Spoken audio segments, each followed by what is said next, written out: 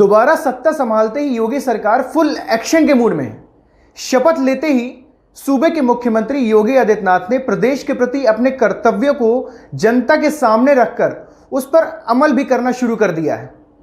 गुंडों, माफियाओं और दंगाइयों को चुन चुन कर निपटाया जा रहा है। यह योगी सरकार का ही तरीका है जो अन्य प्रदेशों की सरकारें भी अपना रही हैं।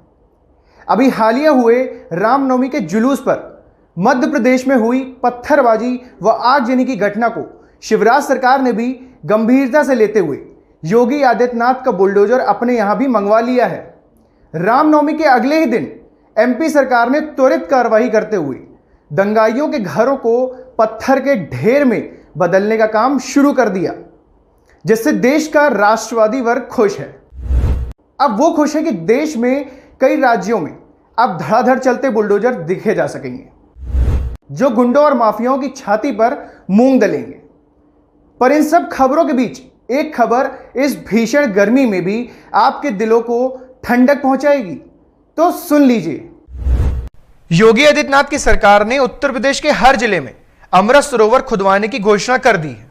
अगर आपको नहीं पता कि अमृत सरोवर क्या है तो हम आपको बताते हैं।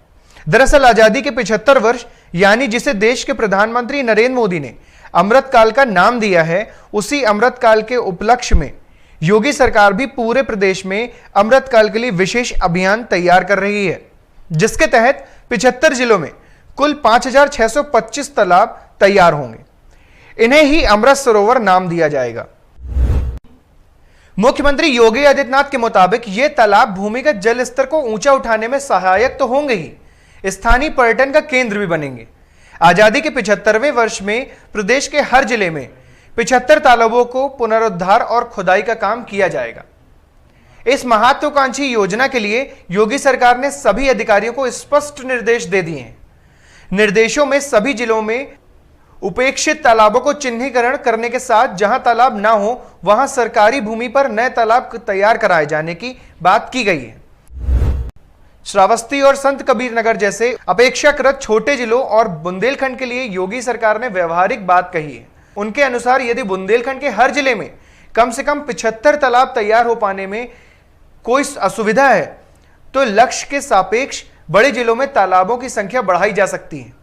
आजादी के अमृत वर्ष में तैयार हो रहे ये अमृत सरोवर हमेशा इस विशिष्ट वर्ष की याद दिलाएंगे। सरोवर की खुदाई और पुनरुद्धार में व्यापक जन सहभागिता भी होगी। स्थानीय जनप्रतिनिधि भी श्रमदान करेंगे। सीएम के निर्देशानुसार इन तालाबों के रखरखाव को भी पुख्ता इंतजाम किए जाएंगे। तालाब में गंदा पानी ना जाए, इसके लिए कार्य योजना में स्पष्ट प्रावधान होंगे। तालाब में जलीय जीव भी हों, इसके उपाय किए जाएंगे। यही नहीं, सुविधा अनुसार उनमें नौकायान भी कराया जाएगा। अब आते हैं दूसरी महत्वपूर्ण खबर की ओर, जो अन्ना पशुओं से जुड़ी हुई है। अन्ना पशुओं की यह समस्या बुंदेलखंड से शुरू हुई और आज उत्तर भारत के कई जिले इसकी चपेट में हैं। अपने पहले कार्यकाल में योगी सरकार ने इसके लिए कई कदम उठाए, पर वो उतने प्रभावी ना हो सके जितना की उम्मीद की जा रही थी। लेकिन अपने दूसरे कार्यकाल में योगी आदित्यनाथ की सरकार ने दोगुनी तैयारी से इस बाबत कमर कस ली है। योगी सरकार निराश्रित गोवंश की सुरक्षा के साथ किसानों की फसलों की सुरक्षा को भी सुनिश्चित करेगी। इससे गोवंश के इधर उधर घूमने की समस्या का समाधान हो जाएगा और किसानों की फसलों को भी कोई नुकसान नहीं पहुंचेगा। योगी सरकार गोवंश की सुरक्षा और संरक्षण के इंतजाम को और पुख्ता करने जा रही है। गोवंश के संरक्षण के साथ ही केंद्रों को स्वावलंबी भी बनाया जाएगा। इसके लिए सरकार ने कार्य योजना तैयार कर ली है। साल 2017 में जब योगी सरकार सत्ता में आई, गो संरक्षण के लिए लगातार काम जारी है। योगी सरकार ने सुरक्षा के लिए गो संरक्षण केंद्रों की स्थापना की है।